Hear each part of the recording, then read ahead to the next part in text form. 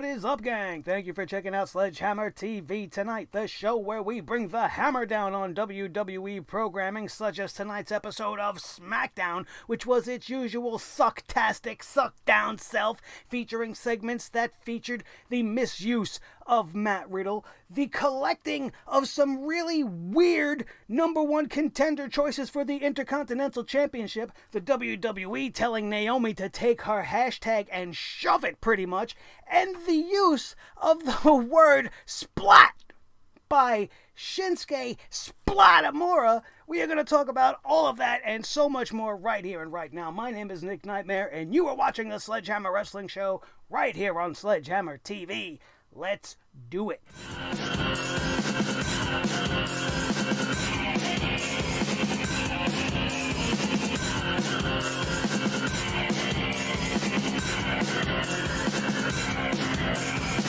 Sledgehammer Wrestling Show.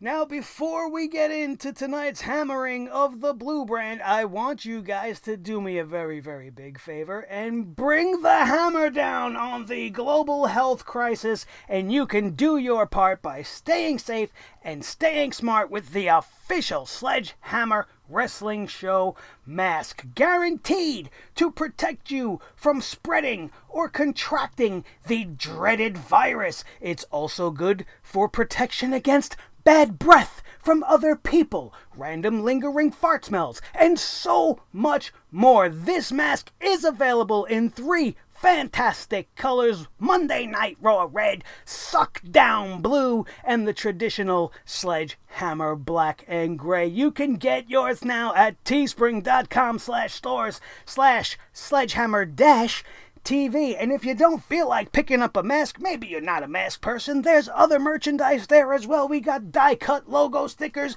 we got tank tops, we got you covered for summer, and all you gotta do is check out our storefront at Teespring, teespring.com/store/sledgehammer-TV, if you want to help yourself and others and do your part to get through this ridiculous virus situation that has stained all of our lives, as well as the professional wrestling industry, bringing all of the things that we love to a crashing halt pretty much. WWE was always pretty bad for the last couple of years, but these past few months have just been taking the cake, because we have WWE creative guys that sit there penning scripts for some of the greatest talent in the world, some of the most wonderful wrestlers you will ever see grace the ring, and they have them say splat.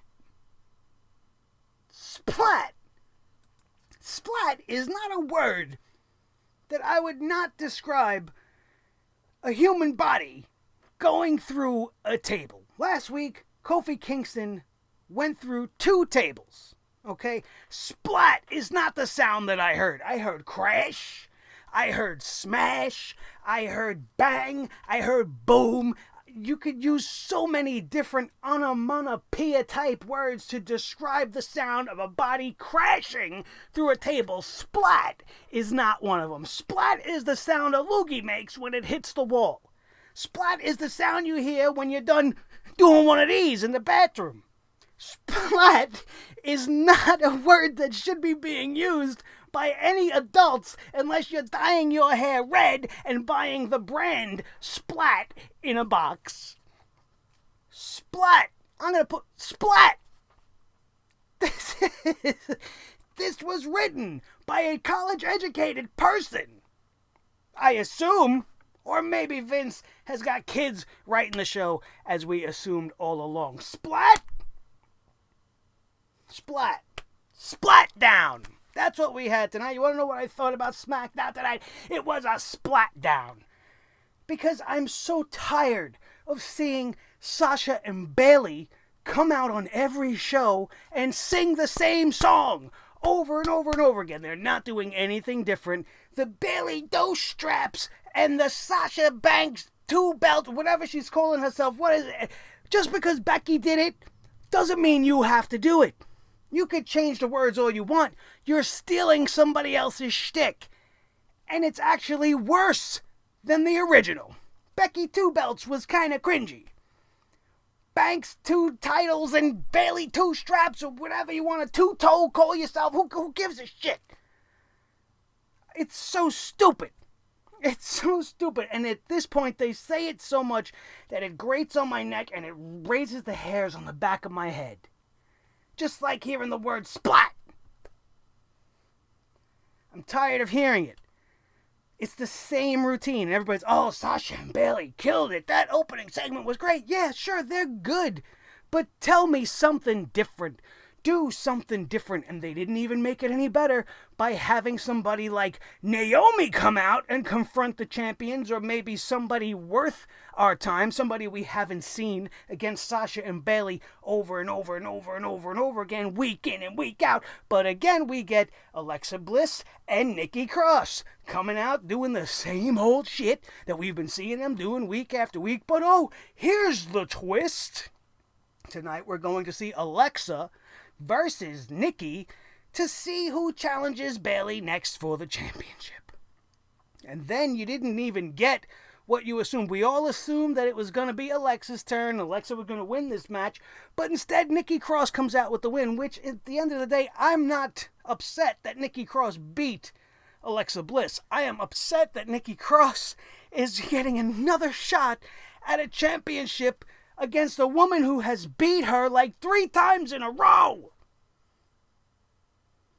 2 times leading up to the title match, and then she beat her in the title match. I don't care what the circumstances or if anybody was interfering or what was happening, shenanigans on the outside.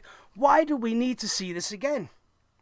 And then you want to know why do you say they're taking Naomi's hashtag and telling us to shove it. This is case in point. If they were serious about showcasing a talent like Naomi and taking the momentum that she has received from this hashtag and all of the attention that she is garnering from this and really wanted to do something meaningful, they could have inserted her at least in the conversation for the Women's Championship following that. But no, instead she just gets shoved right back into the arms of Bam Bam. I don't give a shit about your hashtag because I'm Vince's favorite. I want to bash his friggin' head in with a hammer. It's just so crazy to me that they would take this opportunity where they could be highlighting and really making a strong character out of Naomi. With everything that is going on and the temperature of the world right now, she could be a beacon of hope in the WWE that, hey, maybe they're finally starting to get it.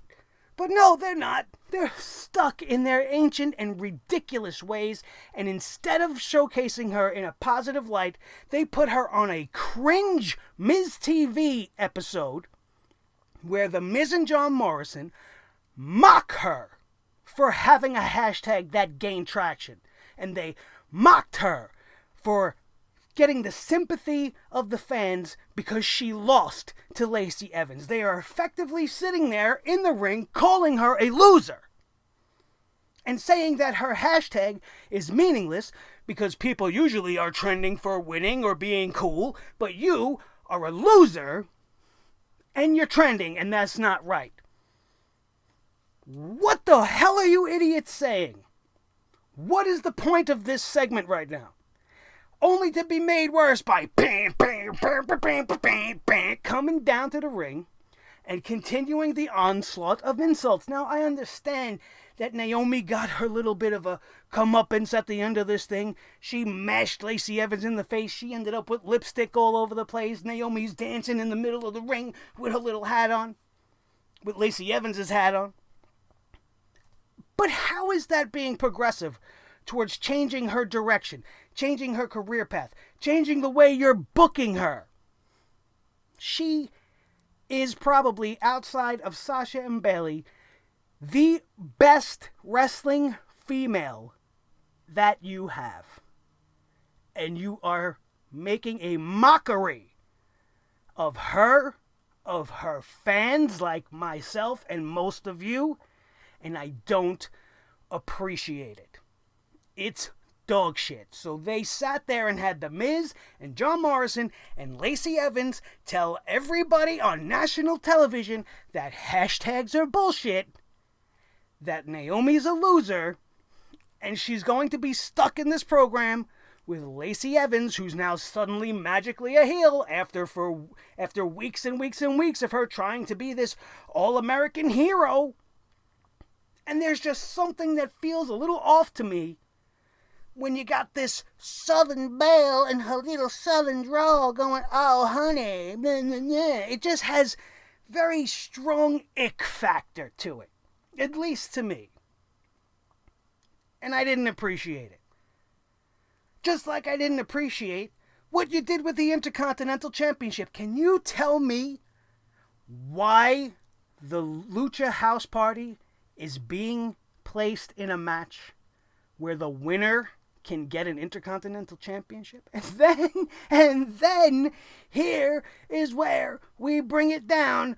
The poop hammer is coming down hard because you give the win in this ridiculous matchup to a guy like Gran Metalik. Now, I don't generally have a problem with Gran Metalik. I think he's a talented guy. I think he belongs on 205 Live with the rest of them because there's just no momentum there. The Lucha House Party has zero momentum no matter what they do on the main roster. They are placed there to lose to other people. They're supposed to be in the tag team division, but there are no tag teams left in the tag team division. And instead, you want to be completely and totally random with it and place 4 guys in a match that don't belong there. Drew Gulak had his chance and he lost. Chad Gable, where the hell has he even been? When was the last time he's won anything? And the Lucha House Party speak for himself. Neither one of them has won anything in the longest time. And Gran Metalik has never won a match on SmackDown in his career. They've been employed for years. He's been on SmackDown many times. He's never won before. He wins his first match on SmackDown. He's getting an Intercontinental Championship against AJ Styles. What? And you have the balls to do this on the same night that you have Matt Riddle doing nothing. Matt Riddle, a guy that is definitely deserved to be in the conversation for number 1 contenders to the Intercontinental Championship. Sure, he lost his opportunity to AJ Styles just like Drew Gulak, but he at least beat AJ Styles once before. He at least has a meaning to be there. He lost. He wants another chance. Give me another chance. So fine. You have Matt Riddle. You have Drew Gulak. Then you have something happen tonight which I thought was very cool. Kofi Kingston is injured. He's going to be out for some time. Xavier Woods, still injured. We are on the precipice of a Big E singles run, which I am all for. I have been a proponent and a big supporter of Big E, wanting him to break away from the New Day for the longest time. He doesn't even have to break away from the New Day, as we are going to see happen right now. And he can just be a single star, and it will be fantastic. And why is he not in this match? Isn't that like the perfect opening? Kofi Kingston's giving him his support. Brother, you're going to do this. It's your time now. And you know what? You have a chance to win the Intercontinental Championship. Go out there and be in this fatal 4-way. You have Matt Riddle in there. You have Big E in there. Drew Gulak and Chad Gable. That's a fatal 4-way worthy of an Intercontinental Championship number 1 contender spot. Why can I do it, but they can't? No, but you have Matt Riddle go over on Tony Nese, who hasn't been on a main roster program in, over a year? A former Cruiserweight champion and nothing more. The guy's impressive. The guy can wrestle, but you wouldn't know that in the match they gave him with Matt Riddle because it was a complete squash. Just for Matt Riddle to be placed in a feud with the most boring, useless person in all of professional wrestling, Constable King Dickhead himself, and nobody cares. And now no one will care about Riddle. All we will want is to see what they're going to do next after he's done with Corbin. Because when Baron Corbin hits the TV screen, no matter what jargon he's trying to say, no matter what match he's trying to wrestle, I fall asleep.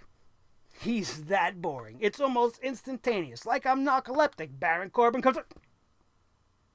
Oh, excuse me. I must have fell asleep. I hate talking about it. I hate having to watch it. And I hate that WWE has this continued sense of urgency in pushing Baron Corbin as one of their top heels, when all we want is for him to go away. Guys like him, guys like Ziggler, they need to go away. They have zero value.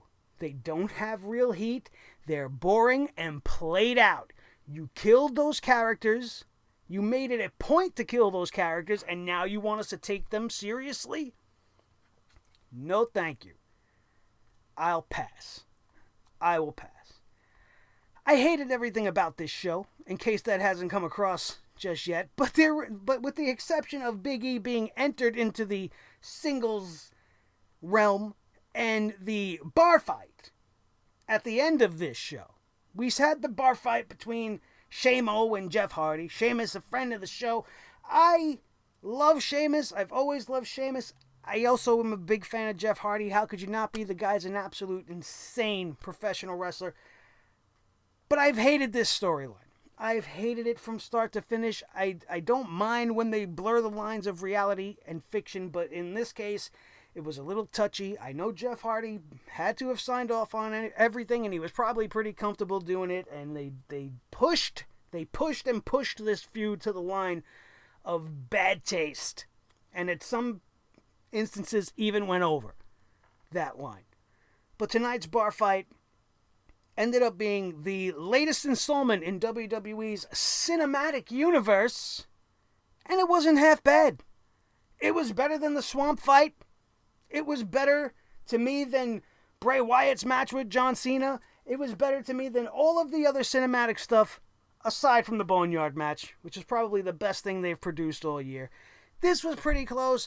Points taken away for having Sheamus dressed up as a fucking 1940s newsie. I don't understand what that was about. A little bit of a point here comes off for the pre-fight little powwow at the bar. Like, why would Jeff Hardy sit up next to Sheamus and just start talking shit? Like, if everything he's done over the last couple of weeks, if that was me, I'm hitting the bar, I'm grabbing a glass, and I'm smashing it over your ass before you can even see that I'm at the bar. And let's kick off this bar fight. Let's get this over with. I got a ladder to jump off, and then I'm going to go home. And I'm going to continue my... And the one thing I hope the most for this feud is that it's over. Where else can you go from here? Jeff Hardy defeats Sheamus in this bar fight. It was a very decent bar fight. It was a good segment to end the show. Probably one of the better things on tonight's show. But if it continues next week and this was not the end, I don't even know what I'm going to do. I don't even know how my brain's going to process. Because this is clearly a very good way to end it. End it. Sheamus doesn't have to get his 50-50 booking revenge and now have him on top and whatever. Jeff Hardy's got his revenge. Let's just leave it at that. Let's just go on from here. Send Jeff Hardy to somebody else. Give Sheamus something else to do. Just don't make him walk around calling people short. And I'll be alright with it, for the most part. We also had an episode of the Firefly Funhouse. The Firefly Funhouse, this week to me, was a waste. He did nothing but tell us that Braun Strowman is now, I guess, under his control. He can't let Braun Strowman back out. So I guess we don't have a Universal Champion. And now the Fiend is loose. Okay, the Fiend is loose. The Fiend is out. It's the Fiend's turn. Bray Wyatt said he unleashed the Fiend at Extreme. When did you... So what? He ended the segment. What did you unleash? We seen him come up from the water. Great. The Fiend is clean. Fantastic. Who gives a shit? The Fiend had nothing to do with that whole entire segment in the swamp. Oh, well, it was happening inside Bray Wyatt's mind. I don't like that bullshit excuse. We're not watching science fiction. This is pro wrestling. And I don't mind a little bit of supernaturalness like the Undertaker stuff and whatever, but we never had matches take place inside the mind of the Undertaker. That is just some next level crazy bullshit. That's WWE trying to be Hollywood. And I don't need that. I need wrestling. Worry about wrestling. Don't try to be Steven fucking Spielberg. Absolutely ridiculous. But that was it. That was it. He was talking to the headlamp of himself. Bray Wyatt had his chance against Strowman. And now it's going to be the Fiend's turn. Great. We talked about Matt Riddle defeating Tony Nese already. Miz TV with Naomi, which we're not going to readdress. The Fatal 4-Way, which was full of complete... Random nonsense. Random. Completely random. Just so stupid. And don't forget the promo by Shinsuke Splatamura talking about how he liked to hear Kofi Kingston going through the first table and he heard it go splat. And then he went through the second table and heard it go splat. And now he wants to hear it go splat again. Splat, splat, splat.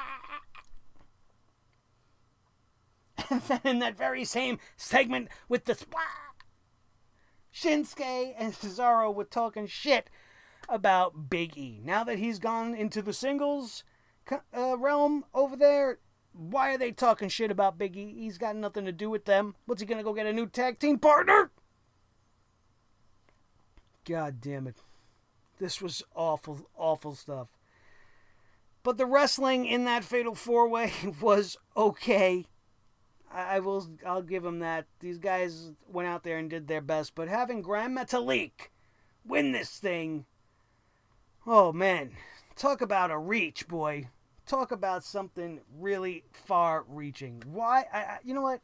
Let's be fair. I don't mind them trying something different than trying to get over somebody new, but could you at least do it with somebody that we've seen actually win on occasion? Somebody that's not part of a tag team division? And what the hell is Shinsuke and Cesaro champions of anyway? What kind of tag team division is this? The New Day is out. The Lucha House Party's wrestling for singles competition. Miz and John Morrison just want to play around on Miz TV. The Usos are out. There is no tag division. What are they the champions of? Am I missing anybody? Heavy Machinery's involved in singles things with Mandy and Otis? What other tag teams are there? Who are they going to fight? Useless. This company doesn't think. They don't use their heads. And that was this week's episode of Smackdown. If I missed anything, which I don't think I did, you guys always feel free to leave questions in the comments section. I will get back to you as soon as I possibly can. Next week on Suckdown, on Splatdown, we're going to see AJ Styles defending the championship against Gran Metalik since he won that match tonight. Anybody think Gran Metalik's going to win? No. Then we're going to have the return of Otis and Mandy. Finally, somebody's found Otis. Somebody get this man a steak and get him to SmackDown and make sure he brings the Money in the Bank contract because I think SmackDown actually wants it back. I don't think they're going to use it. I just think they want to take it back and put it back in the office or give it back to Vince or whatever it is they're going to do. And Naomi is going to go one-on-one with Mothballs and Cat P herself, Bam Bam Lacey Evans. Boy, that'll be something to tune into. And now that Naomi actually got the upper hand in that situation, do you think Lacey Evans is going to win that match? I do. I don't want her to, but knowing Vince McMahon, she will. And he'll continue to tell you to take your hashtag and shove it, because nobody breaks the glass ceiling unless he says so. Sure, it's happened in the past. Sure, we've seen it with Kofi Mania. We've seen it with the Yes Movement. We've seen it with the Women's Revolution. But I think Vince is tired of the fans having their say. And he's going to make this his sticking point. And I don't think anything changes for Naomi. And that's a goddamn shame. The girl is beautiful, she's talented, and she should be the face of the women's division right now. Or at least fighting Bayley. It would be way more interesting than having to see the same old shit and Blitzcroft Applesauce fighting the golden role models again. And even if it's just to set up a turn by Alexa on Nikki, I'm not interested. There's much better things you can be doing with your women's division. Start doing it. And while you're at it, why don't you get some tag teams together and fix your tag division and prioritize on these things and not immature jokes and stupid ways to screw over your fans and your employees. Maybe the world will be a better place, but I doubt that day is going to come anytime soon. Thank you guys all for your continued love and support of this channel. For all of you who have already picked up that mask, and there are quite a few of you that have bought one already, and I am so eternally grateful for you and can't thank you guys enough for jumping on this. I want to see you guys. I want to see you guys in your masks. So make sure you get it at me however you can. You could tweet it to me on the Twitter machine. The hashtag, or the @ is right there, rather, @NickNightmare. You could send it to me over on the old Insta, @Nick_Nightmare. You could check us out at the Facebook homepage of the Sledgehammer Wrestling Show. Post it there. Get it to me somehow. If you could put it in the YouTube comments, I don't care. I want to see you guys in your armor, doing your part to protect everybody from the viral epidemic with your Sledgehammer Wrestling Show mask. Available now at teespring.com/stores/SledgehammerTV. And when you're done doing that and you want to come back over here for some more great wrestling content, you could check out anything you missed on the channel. I took a chance and drew the Dead Man. I did a Sketchhammer episode on The Undertaker. If you missed that, it'll be linked in the annotations up above. Plus our review and hammering of Extreme Rules and this week's episode of Monday Night Raw, all live on the channel for you. I urge you to check them out, and make sure on this video and those, if you had a good time here today, make sure you smash that like button so that I and YouTube know that this is an enjoyable video, and it'll get pushed and we can get more Sledgeheads to join by hitting the subscribe button, which is what you should be doing right now. If you are still here at almost 30 minutes and you enjoyed this show, you need to be a subscriber so that you don't miss anything that we are dropping on this channel, including more Undertaker-themed videos and the best hammerings of the WWE you will find anywhere on YouTube. Thank you all so very, very much. My name is Nick Nightmare. This is the team, Thor the Sledgehammer, the official Sledgehammer of the Sledgehammer Wrestling Show. His tag team partner, the World Heavyweight Champion of all the microphones in all the world, Mr. Blue the Snowball. The most important member of this team, as always, is each and every one of you. That, my friends, is going to do it. We are out of here, and we will see you next time right here on your new favorite wrestling show, the Sledgehammer Wrestling Show, only on Sledgehammer TV, right here on YouTube.com. Splat!